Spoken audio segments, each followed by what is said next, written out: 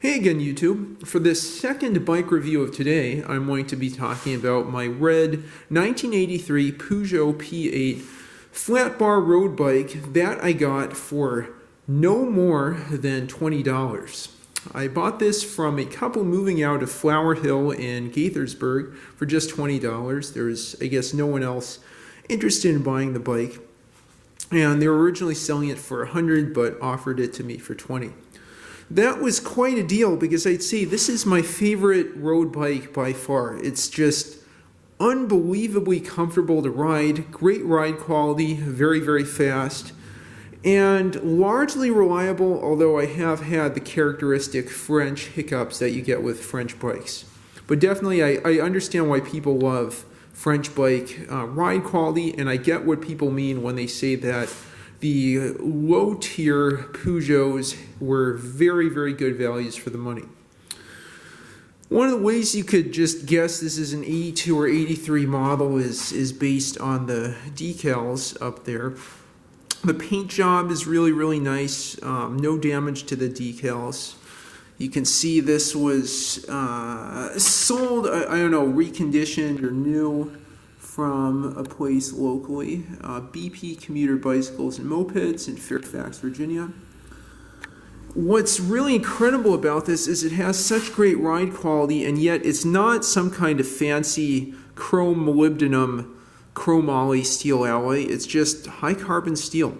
It's Carbolite 1003 steel, tube special, which I guess corresponds roughly to AISI 1030 steel, so 0.30% carbon content, and I guess this means the tubes could be drawn to a thinner diameter.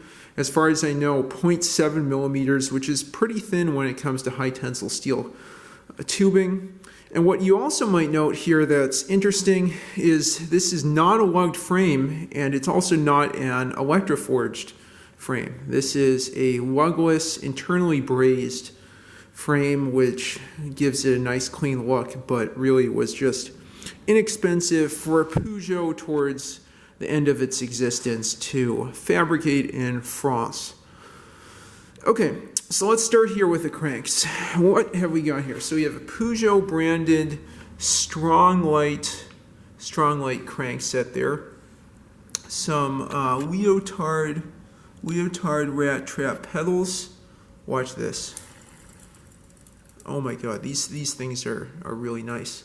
A nice touch on this is there's this Stronglite chain guard, I guess. Chain ring guard on the chain rings that keeps the chain from getting in your pants. I have had issues where the chain sometimes gets caught in my pants. I know you're all going to say, why don't you just put some kind of rubber band or those little reflective bands around the end of your pants, and I'm going to do that, but with this I don't have to. It has a Suntour 7 front and rear derailleurs. These work super, super nicely. They shift like butter. There's a Suntour 7 derailleur in the back, like I mentioned. I've had to adjust this a good bit. I don't like that it's a stamped instead of forged dropout, but you don't get everything in life. Let's see, so the freewheel, you can't see the insides of it, but it's an Adams 77 freewheel. Pretty much all the reliability problems I've had with this thing involve the rear wheel. I had the Maillard Spidell quick release skewer snap. I had the freewheel gum up, and this turned into, I guess, a fixed gear bike, you could say. What else happened here?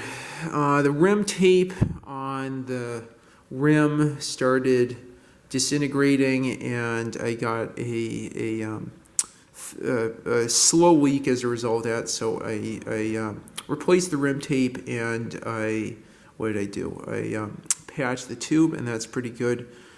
You'll note how much dirtier and more disgusting this rear tire is compared with the front tire. These are just standard Kenda K35s, I think, 27 by 1 1/4 gum walls. Let's see what else we have here. Okay, there's this thing came with a bracket for a what's the word, old kryptonite lock. Very funny coincidence because I have an old kryptonite lock and I'll probably mount it there at some point. But before I do that, I have to take off this bottle cage, which is a lot more important for me. I've stuck lots of Gatorade bottles in there. It's one of these strap-on ones because there's no brazons,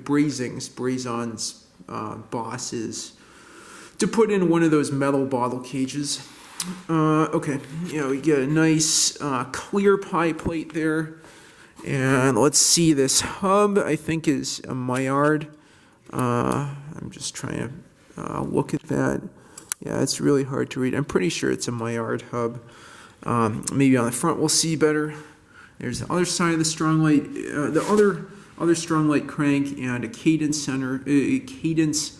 sensor. I need better pronunciation. Anyway, a cadence sensor there on the crank that pairs with my Garmin Edge 500 cycling computer, GPS cycling computer. A super nice, super comfortable gel saddle, Cell Italia touring saddle that's came stock. A Zafal rear light that's quite bright and helps with visibility at night. That didn't attach quite to the seat post exactly. I had to add in that little shim of tubing there. It's a 21-inch frame. I'm 5'10", so I need to lift the seat up. The Fuji I just reviewed is also 21-inch. Suntour, I think these are UB10 shifters. Let's see there. There you go, Suntour. I know stem shifters get a bad rap, but these things are so smooth feeling and very accessible to my hands. I love them. Okay, so up front here, there's a mount for a basket. This thing came with a basket. I don't use the basket too much. Since I installed this Peugeot Model C rack, you can see that was in a parts bin. But anyway, I mean, if I wanted, I could have the rear rack and a front basket. I've certainly used that to carry. It was actually carrying parts to fix other bikes. This awesome, cute little bell. Some Ori grips. Another Zafal light there, a headlight there. ATAC stem that I don't think is one of those suicide stems that snaps. Here we go. Yep, ATACs made in France. Front and rear Diacomp center poles. Those are performing pretty nicely. Diacomp brake levers there. There you go. Yep, you saw that. And maybe I'll be able to show you this front hub real quick. The rims are both, I think it's Wolber Super Competition rims, which is, I think, an upgrade from the original model. This thing probably weighs 25 pounds. That's a big part of the reason why it's so fast. But it's not just fast because of the weight. I think really the compliance of the frame, the fact, I pretty much don't feel bumps when I ride this. There's maybe a little bit of a bump, but it's not the chatteriness that is just typical for most bikes and definitely for the Fuji and the Panasonic. So definitely fits that French ride quality lore. And there you can see, yeah, Maillard hub. Maillard. Okay, yep. And those have performed okay. Probably tonight or at some point soon, I'm going to repack the bearings first on the bottom bracket and then the hubs.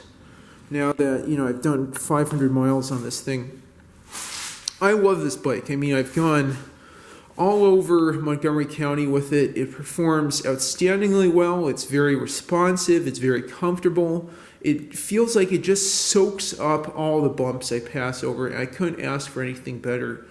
I can't wait to ride this bike much longer distances. The maximum I've done on this is 51 miles, but I'm hoping to do a metric century at some point. Lovely, lovely bike.